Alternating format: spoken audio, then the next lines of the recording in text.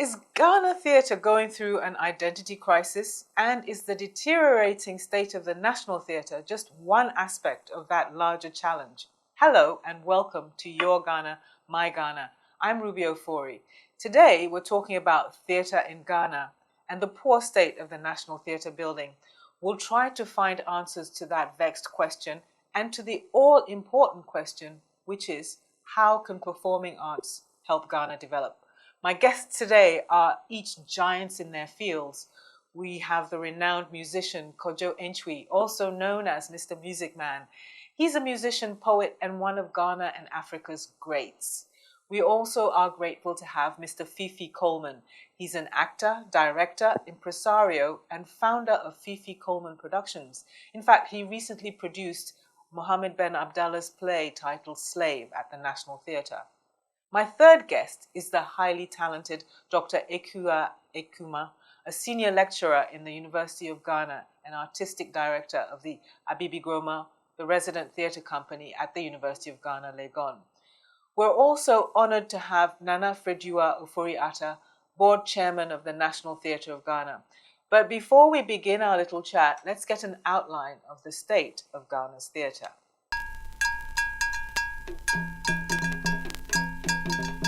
Is Ghana's theatre losing its soul, or is it merely undergoing a metamorphosis? The heart of this question lies in the state of the National Theatre, a once glistening symbol of cultural pride, now a symbol of decay and neglect. This crisis is not a silent one. It's smelling.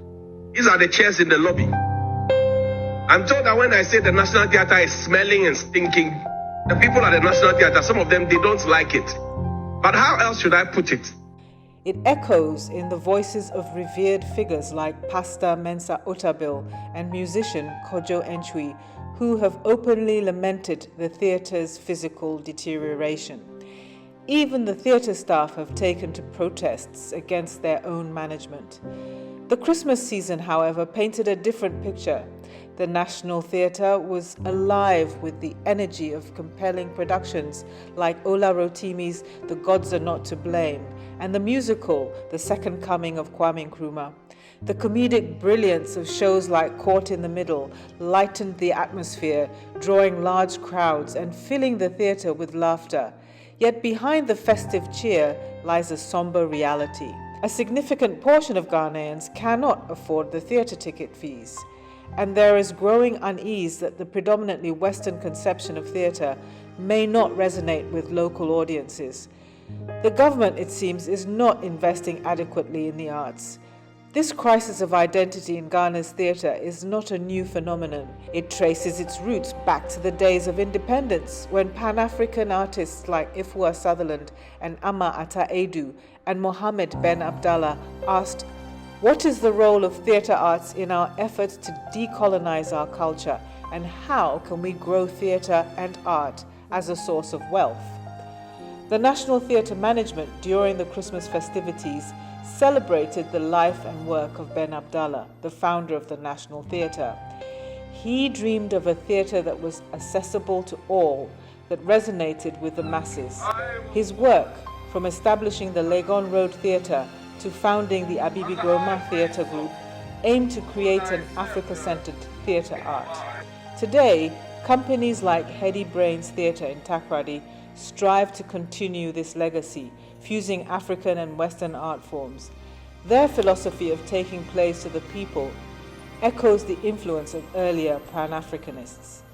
The challenge now for Ghana's artists lies in forging a practice of African-centered theatre that not only addresses and heals collective traumas, but also resonates with the audiences of today. The need for government investment in the arts is more crucial than ever. The state of Ghana's theatre is at a crossroads, and its future hangs in the balance.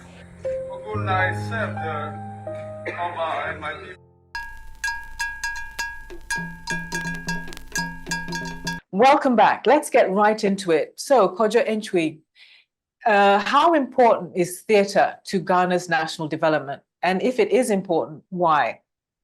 The theatre was built to showcase what the country does when it comes to theatre and all that. But I believe the part of concert party wasn't brought into the picture. I think the theater was built um, to talk about showing acts of Uncle Ebo and the gentleman just mentioned his name. But I think part of it wasn't made to accommodate the concert party, the, the theater. Because when you go to a place like UK and you talk about the National Theatre, you have the Queen and the National Theatre was built in a way that the president comes and there is a place for him to be at the theater. I remember I've used the theater right from the beginning. When I started my 24th show, started at a Golden Tulip, did it 2 nights, did the next one, which is a year after, at the conference center. But then the National Theatre was already starting to take. That was when I started doing my act over there. They have everything. They have the stage that lifts you up. They have all the gadgets. I mean, there is nothing at the theater that I haven't done.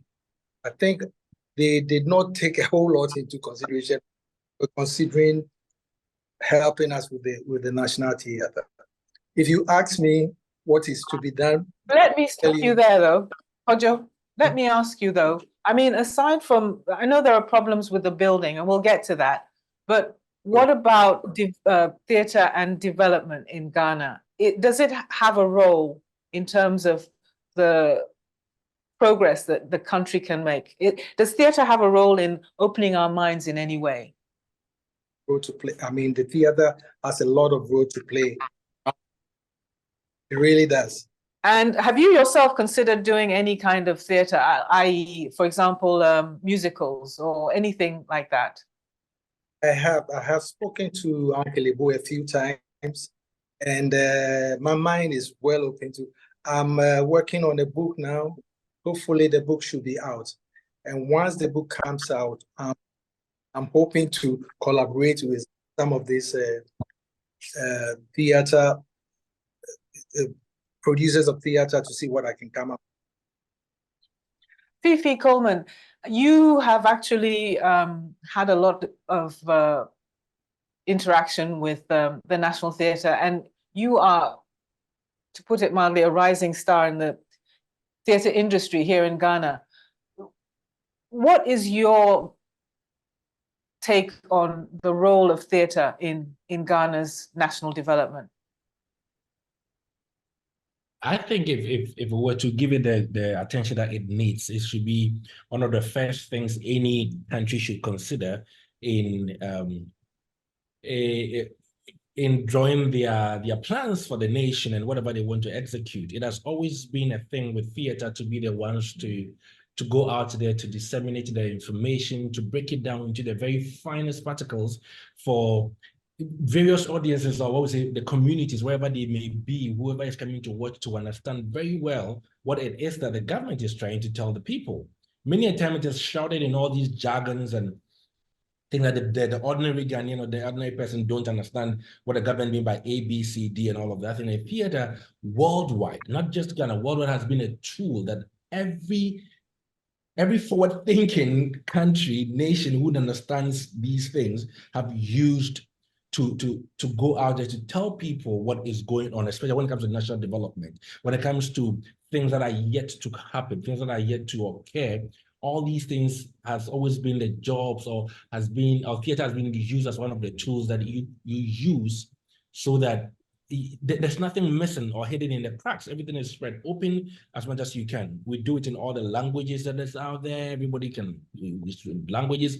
We break the barriers, old, new, young, there to saying this thing. We go into the communities, with you and talking about these things. It does not only reside at the National Theatre, it resides in the homes, in the community squares, at the beaches, on the beaches, the streets, right by the roadside, and then activations here and there. All of that is theatre. And all of that in very forward-thinking societies has been used to make sure that, where we want to get to as a nation, or a policy that we are drawing goes to where it's supposed to go. Yeah.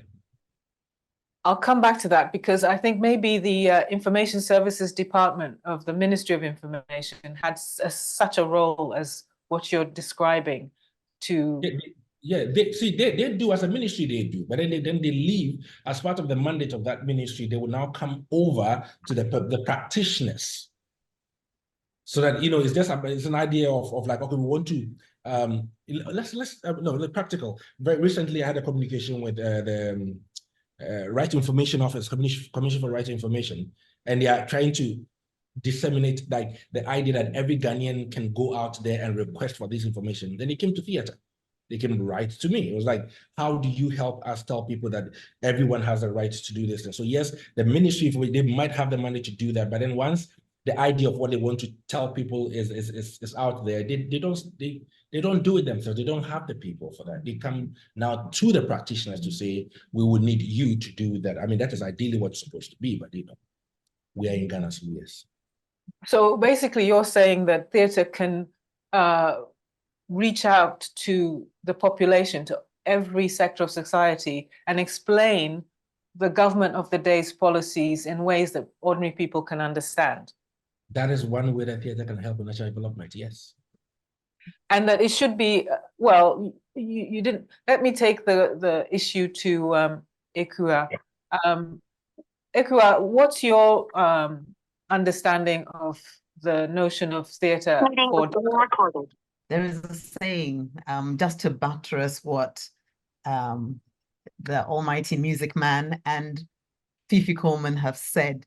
There is a quote that one of our professors always says in class, that no nation that sought to suppress theater, religion, no, let me actually give you the quote directly so that I don't mess it up. No nation that sought to suppress the theater has ever been truly great, democratic, or religious.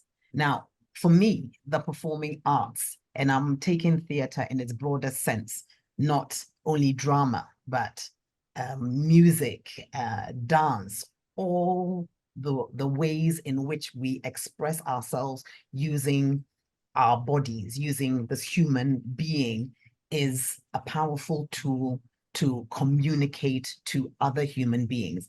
The example that Fifi is giving, that most things that are intangible can be best exemplified through the performing arts, because people are able to connect at a human level. So when playwrights write plays, when musicians write, they are putting up almost a mirror to society. So they are expressing what they are viewing, because we don't perform or create out of a vacuum. We create out of the situation that we're in. We're either looking back and speaking about where we've come from, or we're talking about our current state, or we're even projecting into the future. So in terms of development, the theater and the performers and practitioners are a very key part of communicating the vision of where we want to be going as a nation. And the performing arts really is at the core of that. There is a lot of research around how you identify who a people are. It is through their performing arts. It is how they perform who they are. So the performing arts is at the core of any nation's development. I would say that as a starter. So Nana Fedua Oforiatta, how would you define the importance of theatre in our national development? As far as I know, I mean, theatre is crucial to national development. It's a major communication tool for, if you want to look at it from a technical and non-entertainment perspective, it's a critical tool for doing a lot of things, boosting the confidence of the people, social engineering, looking at how things should be done. I mean, when you look at the countries that seem to have projected theatre the furthest, they in some very crucial times in their lives, theatre was the most important form of soothing souls, so to speak, and yet getting development thinking across. So yes, and I don't think that it's lost. Technology and new ways of thinking, as it should be, have positively affected it. But in it, the core principle, the core substance of theater is still important to any nation. So let me ask you, Fifi, first of all, is theater rooted, is it part of our culture as Africans, West Africans, as Ghanaians, or is it a foreign cultural practice that we're trying to access? It is not. It's ours. Nobody brought anything. We've had it since I don't know. You brought forth even from where they take you to whichever sort of birth that you have, to cutting your umbilical cord, to naming ceremonies where you are going to be called this based on the day you were born, to when you see water is what, when you taste water, it is water, when you taste alcohol, it's alcohol, to everything, funerals and everything. It's us. It has always been us. It is, no one brought anything into us. It is our culture that's been in us since, and no one owns that one when it comes to us. We have ours.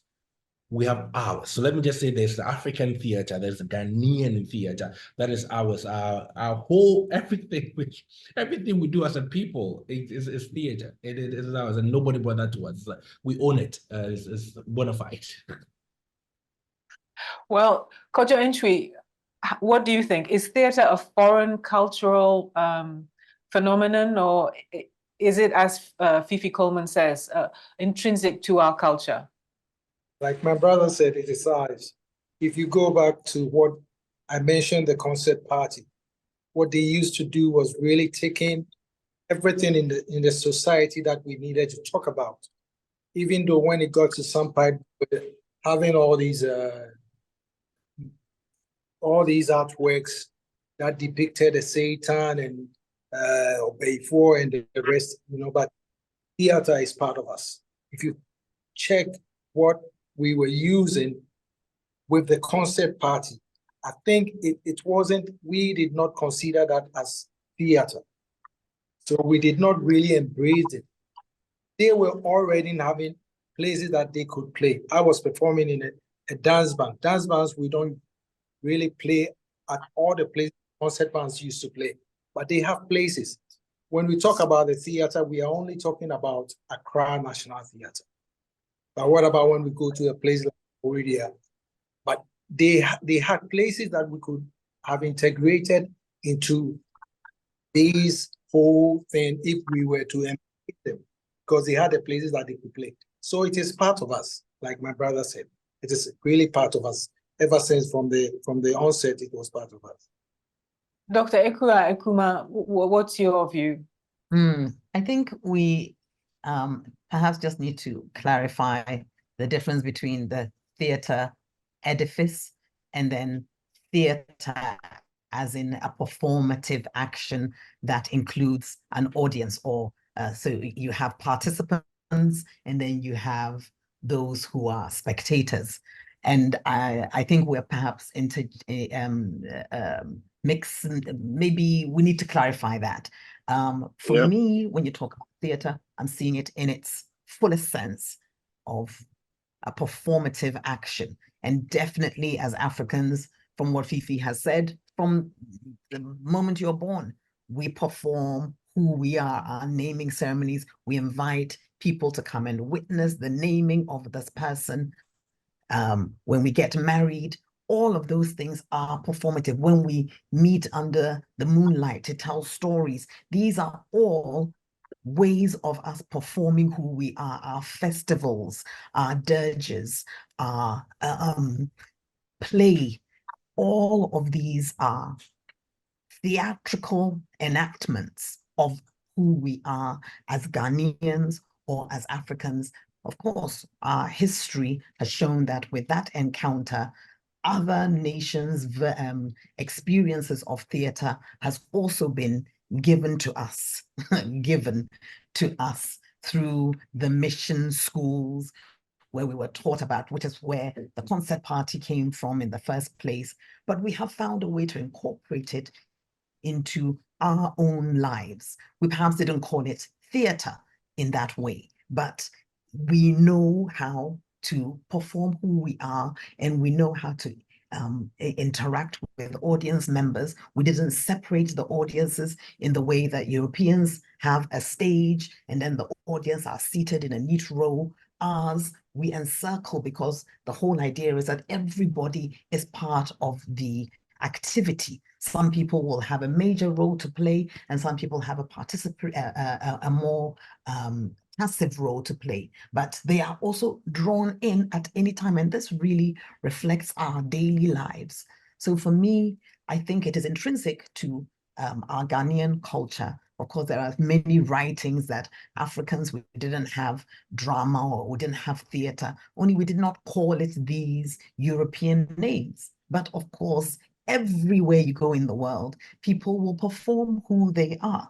And it's just the dominance of the Western world that make it seem as though we don't have it. Only we don't have it in the way that they know it. So I think that becomes something that we've often been fighting with, and certainly here in the School of Performing Arts, we are moving away. We're talking about decolonizing theater and even our curriculum here, so that the emphasis is more on Africa. So I think before I turn into a lecture, I will leave it there. Well, I'm glad you raised that whole issue of using theatre for decolonizing the mind. Since our independence, we've culturally had a struggle shaking off the veneer of Western imperialism, if you like, for want of a better phrase. Nana Fredua, can theatre serve as a way to decolonize our minds as a people who have experienced the trauma of slavery and colonialism? I think from the onset, that's what it, in a lot of ways, the likes of Ikea have always done things, in their work to let us see that. Whether we are receiving it is another matter, because it's always been there. I mean, in your previous question to everybody else about the origins of theater around us, I mean, when you go to a palace and they're drumming, that's what it is. It's not just drama. It's the music. Music is once it's being, so, and I like what Ikuya said. I go with her 100% on the definitions. It's important that we appreciate that the performing arts is a whole host of things. As it has grown, it has become more open, and so you have spoken word. I mean, we used to just say poetry. Now we say poetry and we say spoken word. And we've clearly defined the difference. Yeah, it might have been a Western influence, but those who perform it now are not doing Western things. The only Western thing about their performances is the language, maybe, when they speak English and not Ewe or Dagbang or one of those languages. That's the only influence. But everything else is very us. So yes, I think for me, we're on track about everything, and there's a lot going on. There's a lot going on with the performing arts space in Ghana. A lot. Kojo Entry, can we use theatre, performing arts, even musical performances to get rid of the mentality or to heal ourselves, let me put it that way, to heal ourselves from the traumas that we've experienced in the past? Yes, we can. And yes, we can use, music and art and everything we're talking about to heal us from all this that we're talking about. We've tried in many ways. If you check what Usibisa was doing in the UK, their music and everything seems to embrace us as a. I think music plays an important role, as well as, I'm more of a practitioner been talking about, I'm more of a practitioner. That's why I speak Have you about. sought to do that? Let me interrupt you. Have you sought to use your music to heal the nation, to heal people in that way? I do try. I mean, I tried it on the fans. Ruby, I think you should be asking us whether he has been healing us, because he has. I agree. So it's been working. So I use the music to try. I have lyrics that talk about African unity, and I try to use that to, I mean, unite the people. Give me a sense, which of your songs or which of your compositions Most of those songs don't get played. illustrates what you're saying? You hear too much of the, but I have a song called To Mother Africa. I have a song that talks about Africa, but we've met at the crossroad. We don't know where to turn, and many talks about it. So I have songs that deals about these issues. Can I just jump in that Daddy Anuma was a perfect one for me. I was involved in a long distance relationship, and that song used to just heal my wounded heart at the time. So he was healing me at the time. I was in the UK and he was somewhere else. So that song is in my love list of songs. So thank you very much, Mr. Music Man. The airplane wasn't taking your letters? It it wasn't taking the letters. So Thank you. Fifi, still on the subject of culture and theatre for healing, what's your view of this?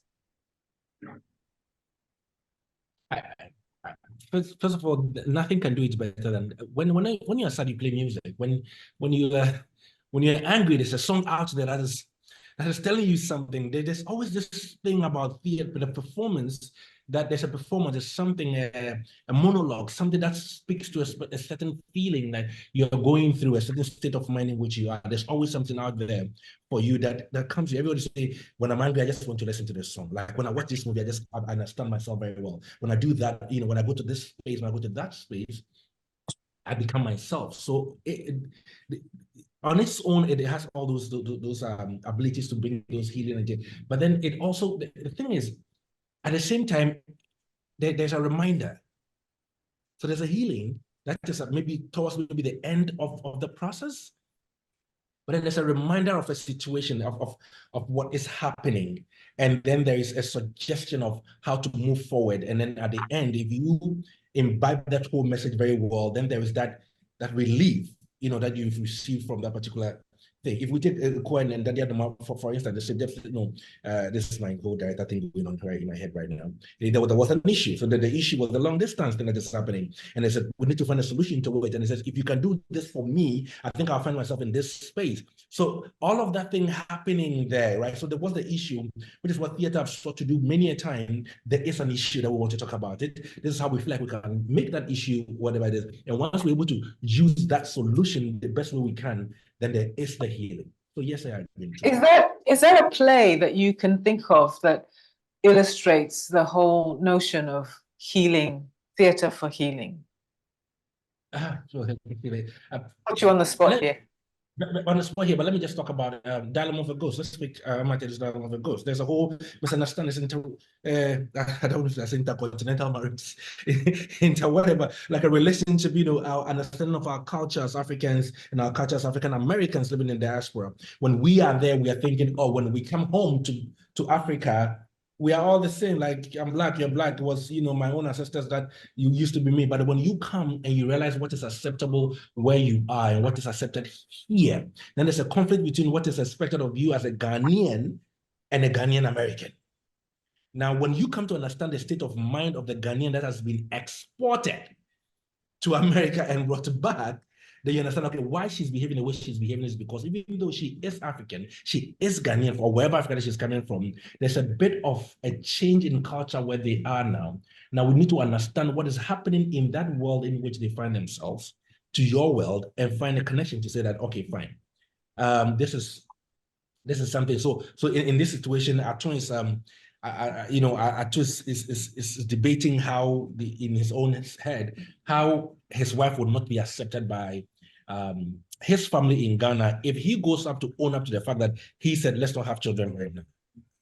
That's fantastic. So now let's move on to the issue of the National Theatre, which has had a lot of bashing in recent times and in the past. Kojo Entwi is famously reported to have said he would never perform there again. So how do we approach this? What's been your experience? Let me start with you, Fifi, what's been your experience of the National Theatre?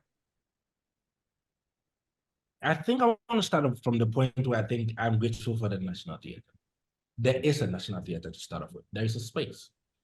Many and look, love it, hate it, we have as a nation created a space available when at the time of construction, everything, it was built with theater in mind.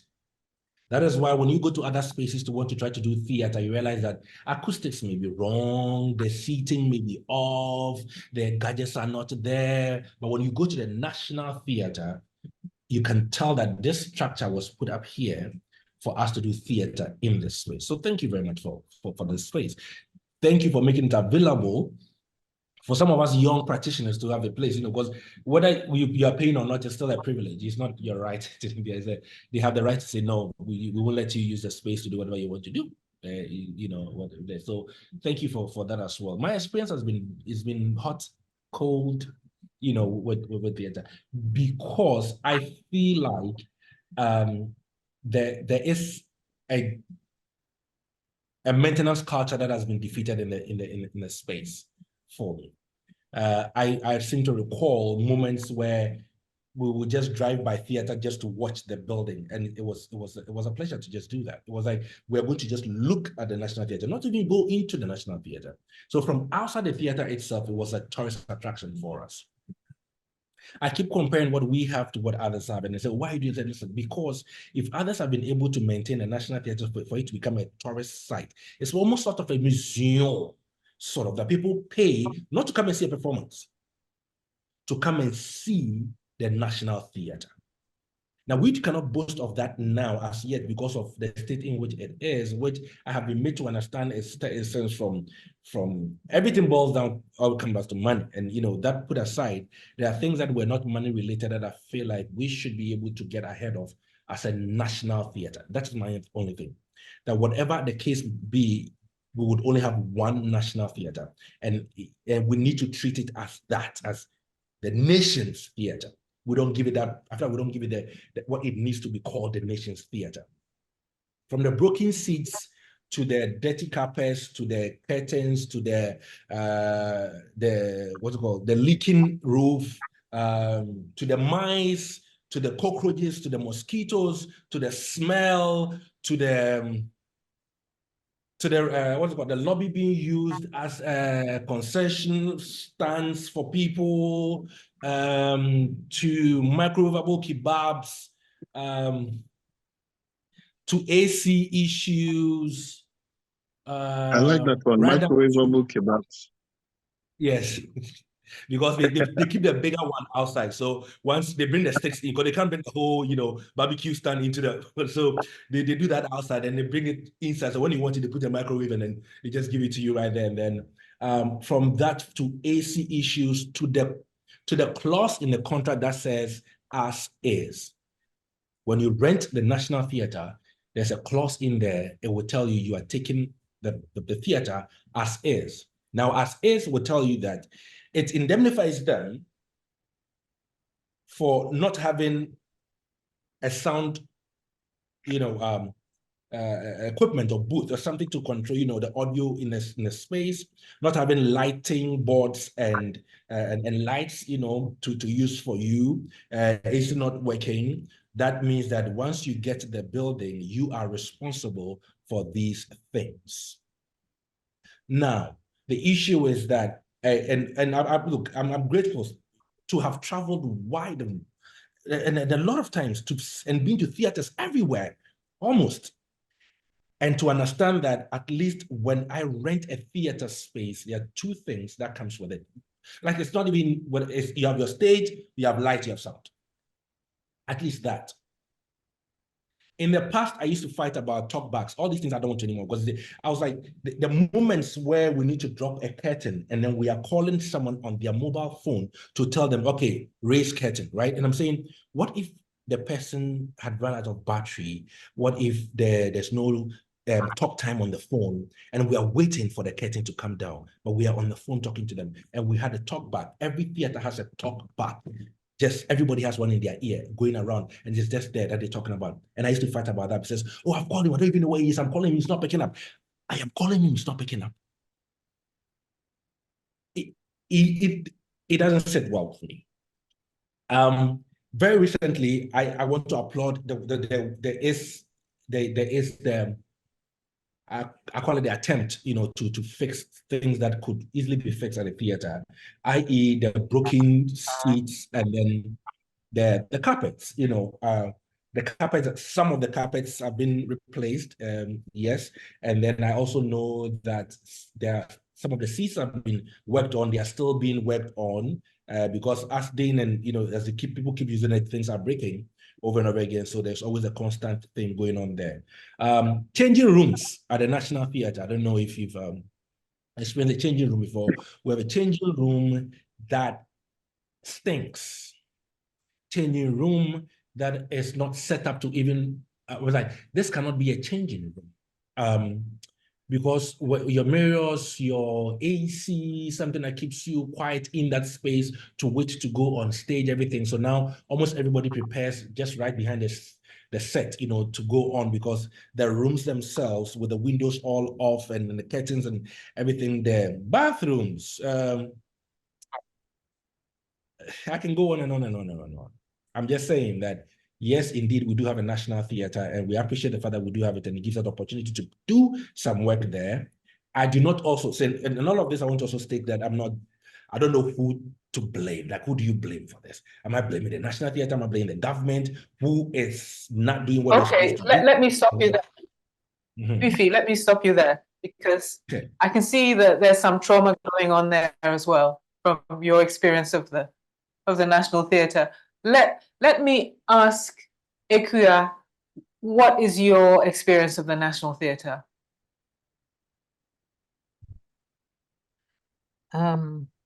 My experience of the National Theatre is also mixed.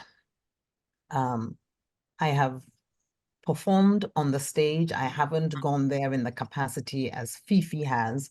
I have been there as a member of the audience to watch productions.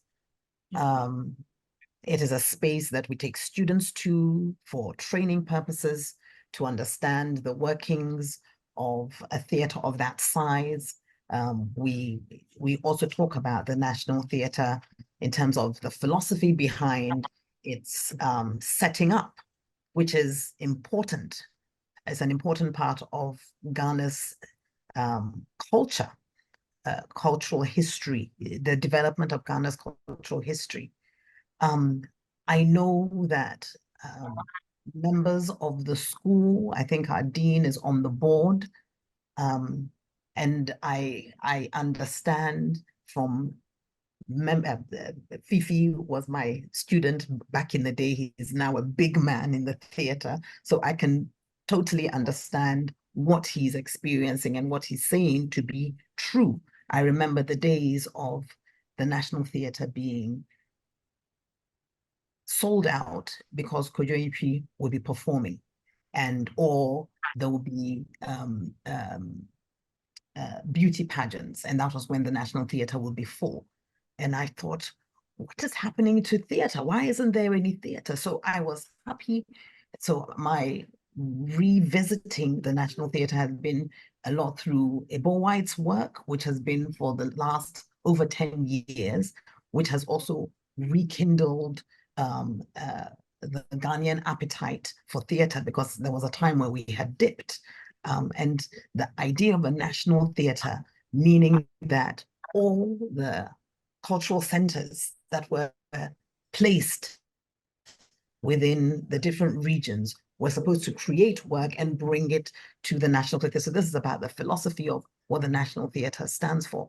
Something has broken down in that philosophy, and I think that is what we need to talk about and understand why and where the You say something has broken down. What do you mean? neglect. Well, in terms of that ideology, where have we lost the vision of why the National Theatre exists? Have we lost it? That is what I mean. So I am. Do you think we have? Do you think we have?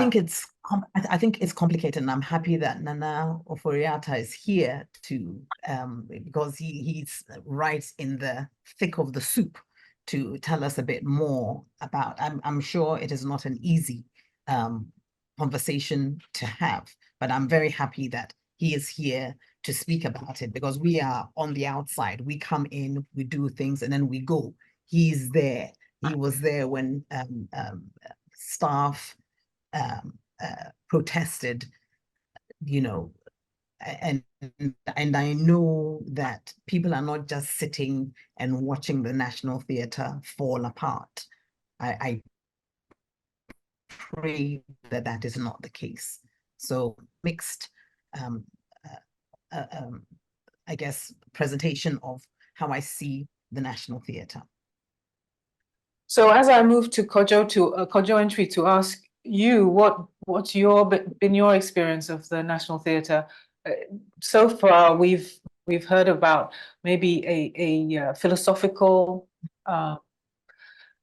change in the way that maybe the state views the theatre, and Fifi's very vivid descriptions of the actual experience of working in the theatre. So Kojo Entry, what's been yours? What's been your experience? Well, I like everything you said about the theatre, because I stopped working at the National Theatre over 10 years ago, a decade ago. The comments that was published quite recently was the comments that I made long time ago.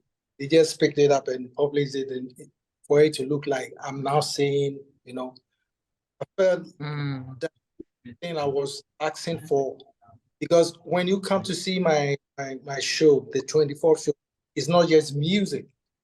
There's a bit of theater attached to it.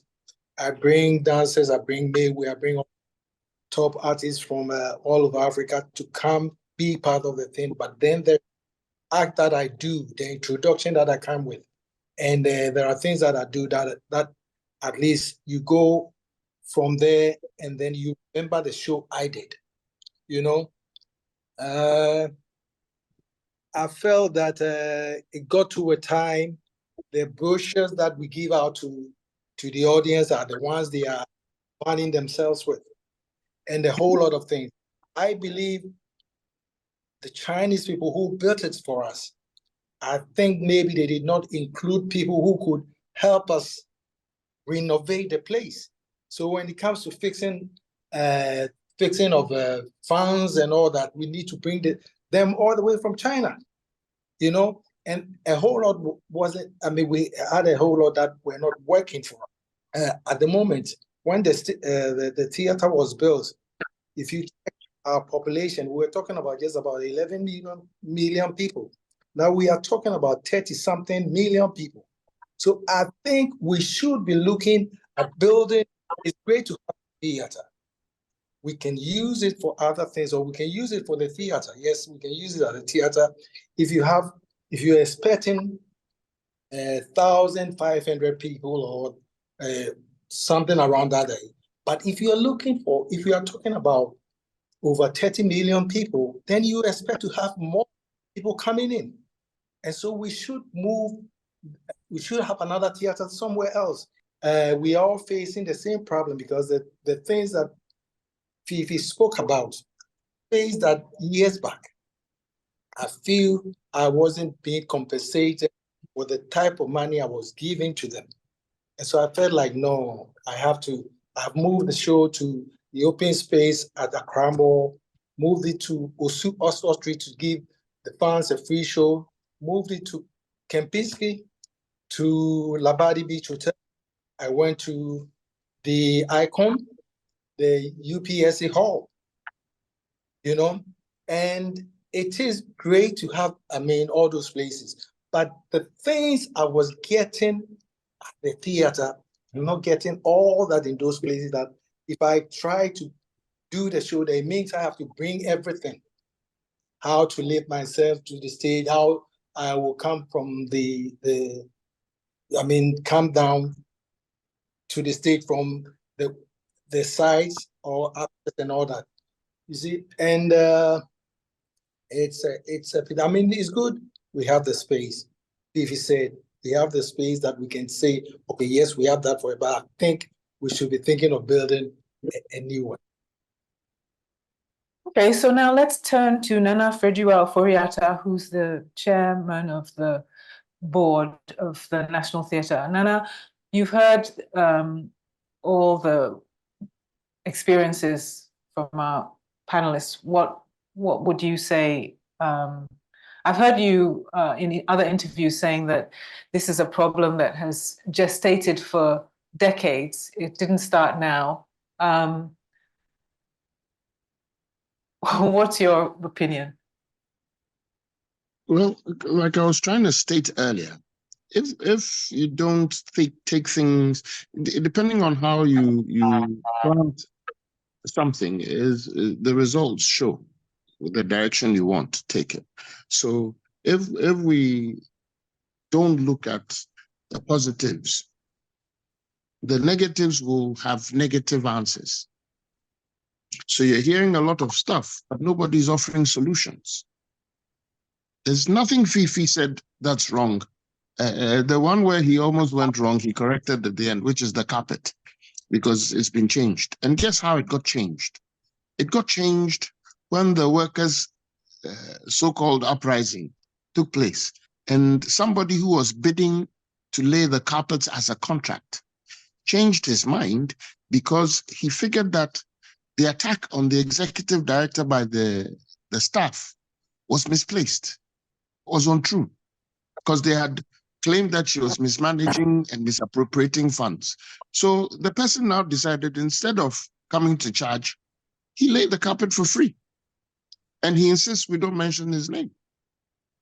I'm heading to the point where I'm listening to Music Man, and I'm saying, you see, when you leave, it's your property. And when you go and build another one, trust me, it will end up the same way. We should rather stay and be activists about making sure that the theater is maintained. Fifi, what was the fee you paid the last time you were there? 23,000. 23,000. Yes.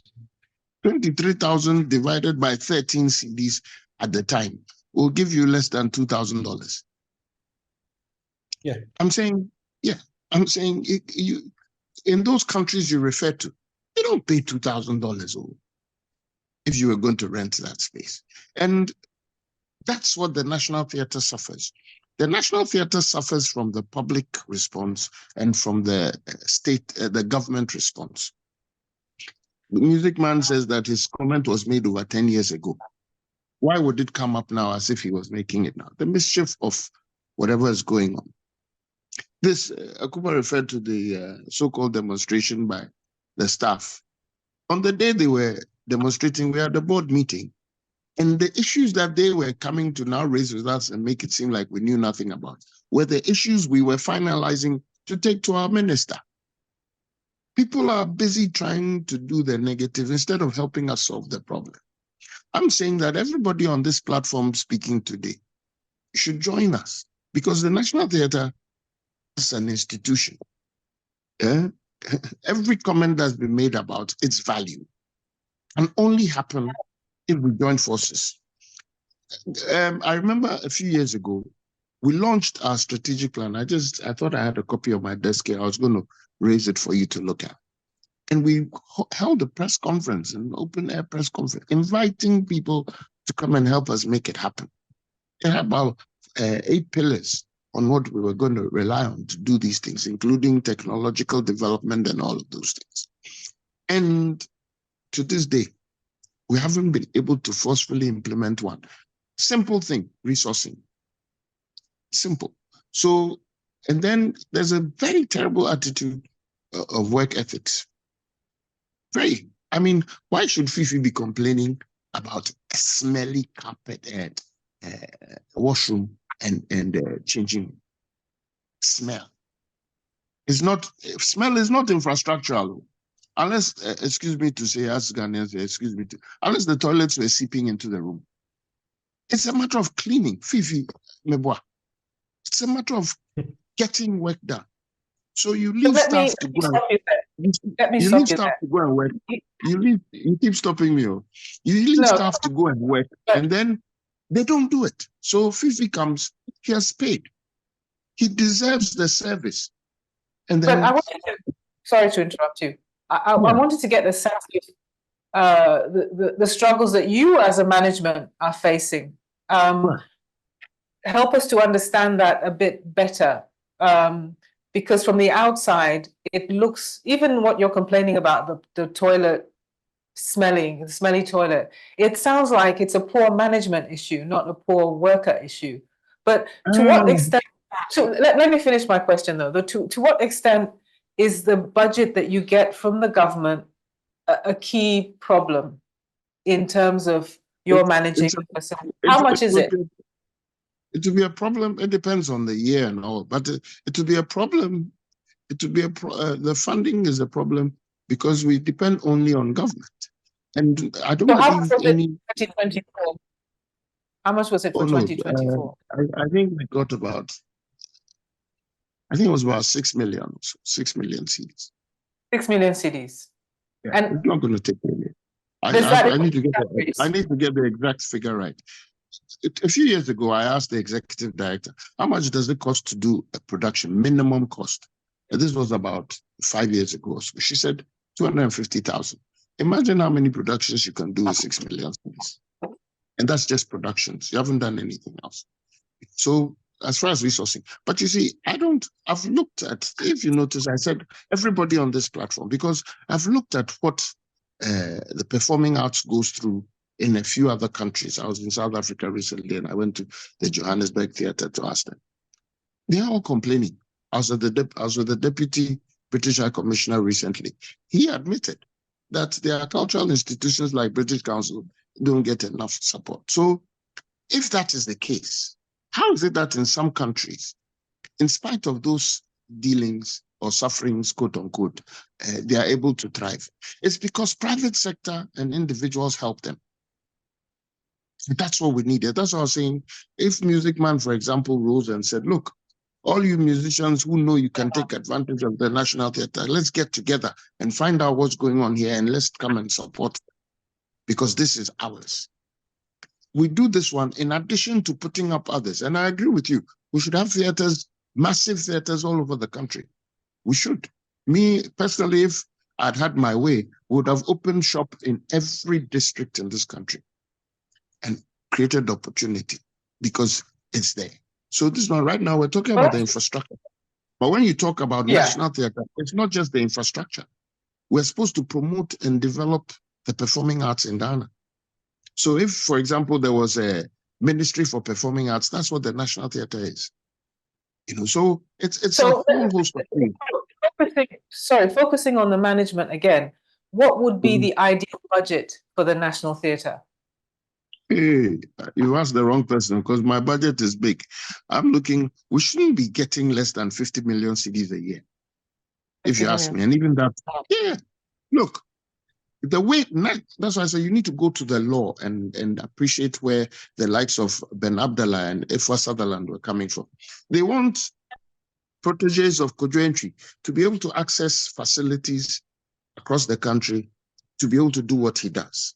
They want people like Fifi, who's a student of Ikea, to become Fifi as he's becoming now. That's what the National Theatre is set up for. So when Ikea churns out the students, when they've left the school, they cannot go and use the school facilities because new students are coming. So where will they go? They're supposed to go to National Theatre facilities across the country. And they should not be forced to move to Accra when they should be in Kwau, where Music Man is from, and use the hills and everything in their backdrop. And you know what I mean? It's what we are set up for. And if the artists, those of you in the forefront, if they took over, I'm telling you to be something else. Yes, I'm listening. Let me ask you a hard question. No doubt you've probably put these arguments to the powers that be, the ministry that's responsible for the theatre. What has been their argument against giving you the 50 million? First of all, nobody's asked me how much we want. So I haven't been able to say, but I said it in the public. When we launched our strategic plan, I tried to get us to launch a fund where we'd get people to donate into the fund so that we can support, the whole system. So that hasn't happened, obviously. And then the next thing is, if honestly, it's not one of the spaces where I'd tag a government, because Mr. Kojo Antwi just highlighted the fact that his decision was more than 10 years ago. So clearly, it's not about one government versus the other. It's about government, period. And why is it that when the Chinese came to put up this building, why is it that we think that we should wait for them to come before we can do something? The basics. And it's our own human capital that's our problem. It's the basics. So as for me, I'm saying Music Man and Ikea and Fifi, they have told him before, and I'm saying it again. He knows, he remembers. He was on Peace FM and I invited him. Me, as a chairman, I have only some 6 months or so left as chairman. I'll be gone. This is a political appointment for me. I just have a deep, strong thing about the arts. I'm one of the pupils of the great Efua Sutherland, and I walked around, kissing up to Auntie Amatedu and others. I took I love the music, like Ikea, I love the music of Music Man. And I've become a fan of Fifi. Ikea herself, I'm a fan of hers. She knows. So I'll be gone. Oh. Me, I have a strong mouth. I can talk. But I'm saying that those who can really make things happen are the people you have on your panel. But I mean, my last question wait to for you government alone. Before I go to the other panelists to get their views is, to some extent, though, there seems to be like an invisible power above the theatre that isn't accountable. When I asked you about the 50 million, you said nobody had even asked you what you need, which suggests that the ministry doesn't care about the National Theatre, even though from our discussion today, it's a really important institution. You're veering into the politics, and I'm a politician. So let me give you a political answer. Oh, they're doing their best. But you see, I'm saying let Kojo Antwi, let Tekwe Kuma, let Fifi Force, let them lead the fight in this thing. They will not give you a political answer. You understand what I'm saying? Yeah. And you see, they will be able to run it. Let me stop you. The trouble with that prescription is, how do you engage with the state, with the National Theatre? It is a power unto itself. Individuals like Kojo Antwi, even though they're iconic and very famous, how would they even begin to engage with an institution like the National Theatre? Well, okay. So I just made the confession that I have a few months left and I have a big mouth. So if he was supporting me, you think I wouldn't win the battle? If I'm able to go and tell the powers that be, look, Kojo Antwi just made a public statement supporting what we are trying to do at the National Theatre. If you don't listen, he'll tell his followers that you've messed up. It's political power. I'm not saying fight against my party in government, but I'm saying let's fight for the National Theatre, and it's not about the politics. It's about getting things done. When like I said, I was a student of Efua Sutherland. When the theatre wasn't there, there was drama studio in the corner. I'm one of those people who benefited from it. Drama studio in the corner, a small space, and Professor Sutherland would be teaching us. So now we've got this big edifice, And the institution itself is not supposed to be Accra only. National Theatre is supposed to be all over the country. That's why I said, for me, it was a dream of mine to see if we could establish offices in every district, and would see true Ghanaian talent, because there's some very, very capable people out there, young and old. Poetry, you want to call it spoken word, whatever you call it. Ekia does storytelling and stuff. She'll tell you where she's experiencing a lot of these things in some very powerful places that we don't regard. And all that is under the performing arts. Let me go to Kojo Entry.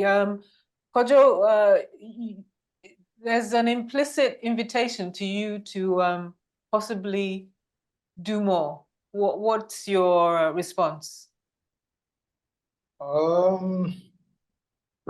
I think we've all just say yes. Just say yes. Just say yes. We've all been fighting for the National Theatre. We've all been. I mean, I've said it in an interview, not in the way it was reported in the newspapers or on internet or so. I've said it. Even when I was working there, the last time I worked there, I think I was using one light person who came in to charge me extra. I even had to let the guy walk away with the light. So I performed that night without stage lights. And it's like I've never done a show without stage lights, but I had to let the guy go. Let me stop you there. Sorry, let me stop you there. So Nana Fredua Ofori-Atta, the chairman of the board of the National Theatre, just said that if you and people like you who have a huge following decided that to use that power to advocate for the government to spend more, to spend the budget that the needed budget. Would you be willing to do that? Nana, I think yes, I will be able, but I'll be ready to. Amen. The thing is, you see, I used the theater for such a long time, and nobody really counted how important it was using the National Theatre. And when Auntie Coco was there, I was the main, and Auntie Coco was also helping me to mold everything I wanted to come on stage with. But when Auntie Coco left, the other guys who were holding up, the kind of, excuse me to say, a kind of respect that I felt I needed was never given to me. And I felt, well, probably everything that I have to do at the theater, I've already done that. So I need a new place. So I started shopping for those places. Right, but it looks sorry to interrupt you. It looks like you have a very receptive management in the theater now. And he's saying they only have 6 months left.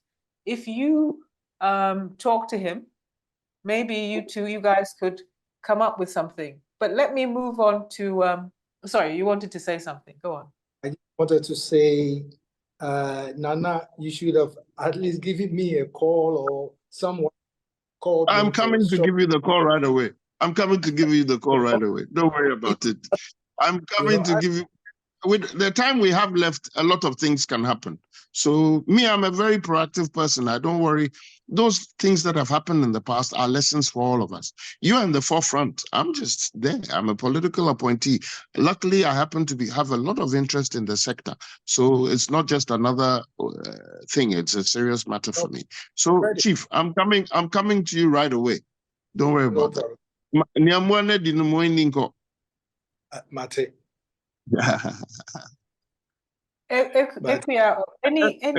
Same thing with you too. Same thing with you, Ekia. So do you want to say anything further about the National Theatre and how it can move forward, Ekia? I think we've been given a call to action from Nana Fredua, and I think we certainly at the school are happy for that. We don't want to see the National Theatre collapse. We want to see it thrive.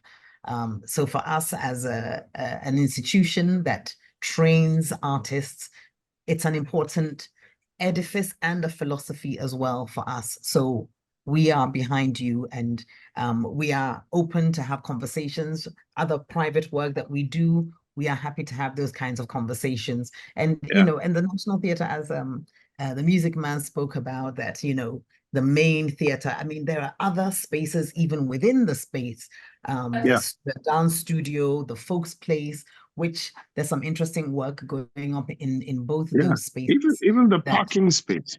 The parking space, exactly. So maybe we have to think more creatively, think outside the box, and see how we in the industry can come together. I mean, recently we just celebrated World Theatre Day. We did a symposium here in the school, and this conversation came up about the National Theatre. What are we doing? I mean, even our own School of Performing Arts building, it seems that there is a problem with spaces.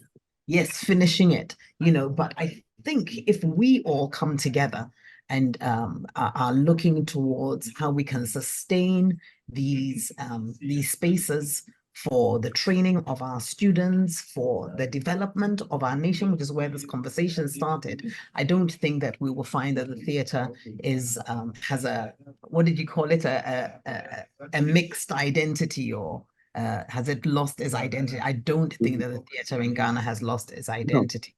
Just wanted to say that. Fifi,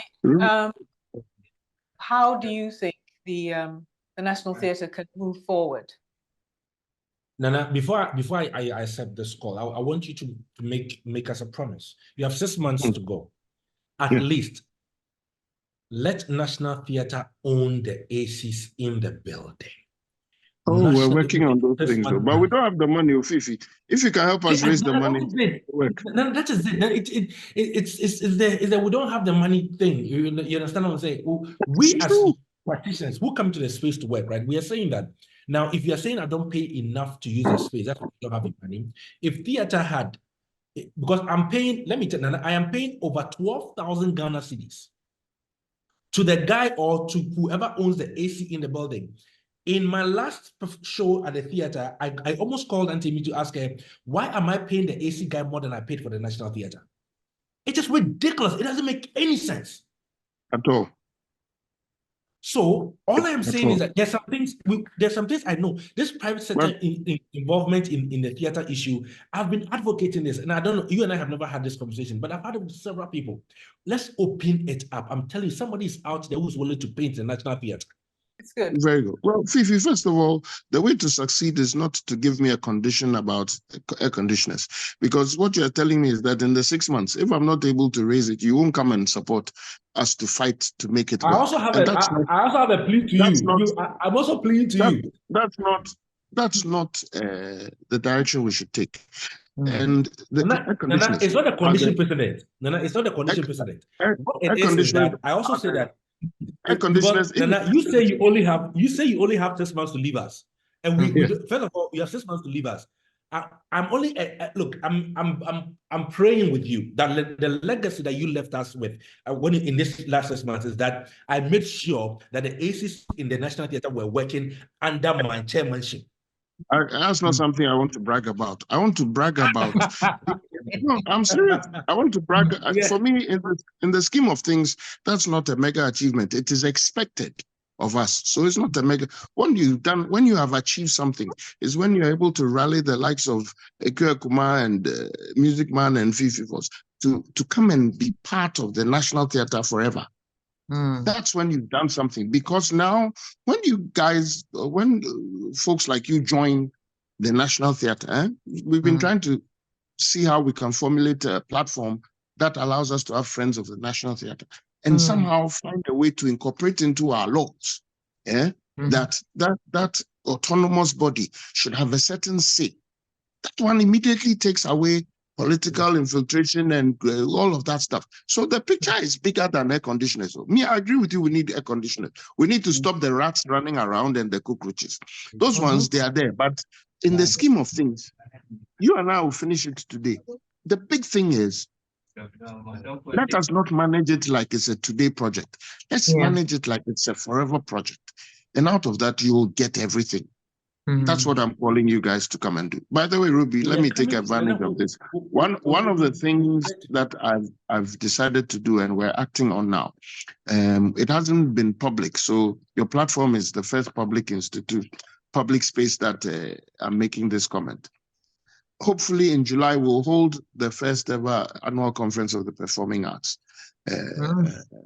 Yes, and we're going to be doing so. Aguma, your dean will be telling you about it soon. We've been planning it, but we wanted to finish the structuring before we put it out there. And we're hoping that the likes of all of you will be there to help in the debate. It's a forward debate, not a backward debate. We need, one of the observations I've made in my time as chairman is that we don't have and even Ikea made that point in another way in an earlier submission. There isn't a point where we meet, where thoughts come together, where there's a synchronization. And that's what this conference I'm hoping will achieve. And it's supposed to, and I want us to institutionalize it so that the National Theatre will be the platform, but it will be owned by people like you. The conference will not be owned by the National Theatre. It will just be the platform. But the likes of you will own it so that we don't get political infiltration and all of that. Because the politics hasn't helped the arts. It hasn't. So that will be my comment. Ruby, thanks. Thank you all. Just to, my final question for all of you, as you're all creatives, really, is what are you each working on currently? Ekua, let me begin with you. At the moment, as artistic director of ABB Groma, we have our school projects. At the moment, we're involved with the IFWA Sutherland Centenary. We'll be doing one of her plays at the National Theatre. And then we're also working on something for schools here at the IFWA Sutherland Drama Studio. We are also with Lododo Arts. We are working towards a storytelling festival in July, but we will let you all hear about that in more detail when we have our lineup. Fifi is a regular at our event, and also Nana, maybe Music Man, we will invite you to grace our festival this year. Great. Kojo, what are you working on right now? I think you mentioned earlier about something about writing a book. Yes. I'm working on a book. We just to set a date, release it, and surely inform Phoebe and Sekuma and Nana Oforiata and Ruby. I'll inform. Wonderful. Amen. And Fifi. So currently we're working on our July production. We're looking at possibly the Blinkards, Cognoscities, the Blinkards. Wow. Nice. Nice. I know that. Yes, that's what we're trying to bring to the theater in July, and then also I'm working on the Fifi Common Productions Academy of the Arts, which is sort of a school looking at trying to run invite professors like the Music Man, to come run like maybe a 6-week programs for people who are interested in various aspects of the arts that we do, and then put them into certain areas. There are rooms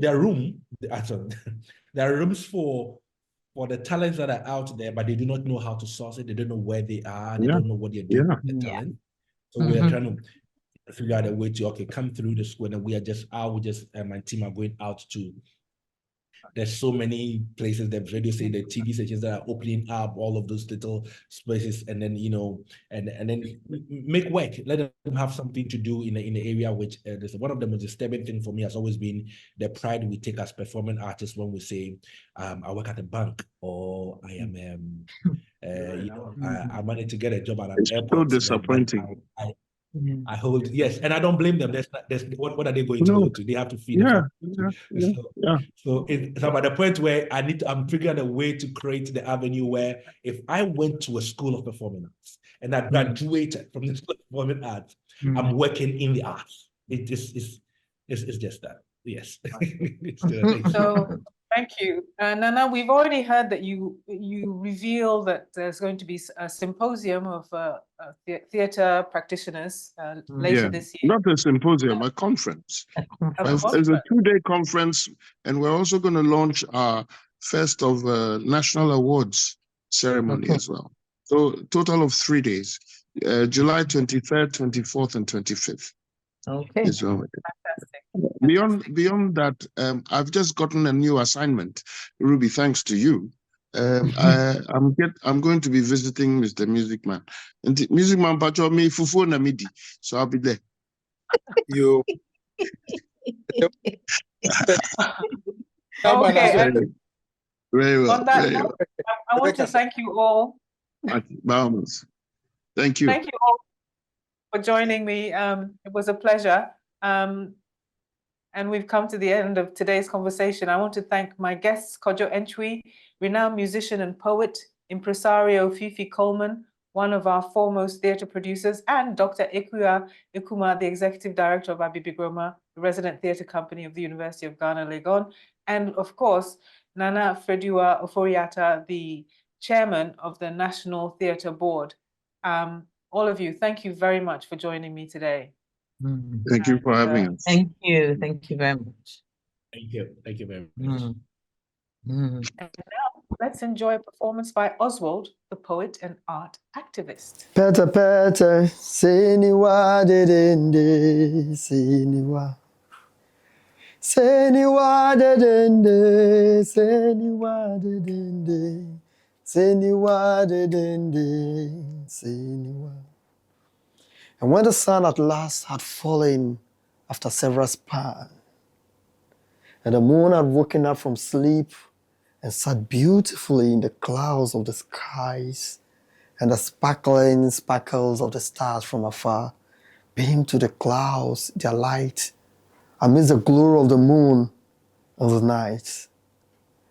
Then the sweet songs of the Mugu swept away the worries of the day. Seniwa dedende, seniwa dedende, seniwa dedende, seniwa. The men and women and the fruits of that spent over gathered in the village square to sing songs. They sang the songs they sang for long, from moonshine through the dawn till a new day was set to be born. They gathered by the fireside to tell tales. They told of mighty characters of Lumumba, Sundi Ata, Marijata, Yasantua. Yasantua wabezoku memekwe waebiejayo. Gogo ikwe, Yasantua, wabezoku memekwe waebiejayo. Then they all gathered in the day's pale to tell Kweku Anase tales. They celebrated the sweet oils of the palm with tunes of folklore amidst the clap of their palm. Come on, achadi. Inabo bibo sane sane keke bibu newo kawo mi ingbele kwe yo keke jibo ashe kele wele. But that was then. Then when the African tongue married the African song, then when Kete Ubene Shipan Logo and not Azonto reigned, then when the fall of the mighty king silenced the night, and mortals never walked deep under the scorch of the moon for the fear of divorcing their souls in dust. Then when the hunter strapped his kafugbe across his back and took bold steps deep into the dark when eyes sought to take sleep in the night. Then, which now creeps and crawls into the arms of extinction. Then when we all gathered in the village square and the mighty orator chanted, Pimpina! Pimpina! They say history should be told with treachery and misery. But I say history should just be told, as it were. Once upon a time, and here my story ends. Seniwa de dende, seniwa de dende, seniwa de dende, seniwa peta peta, seniwa de dende, seniwa.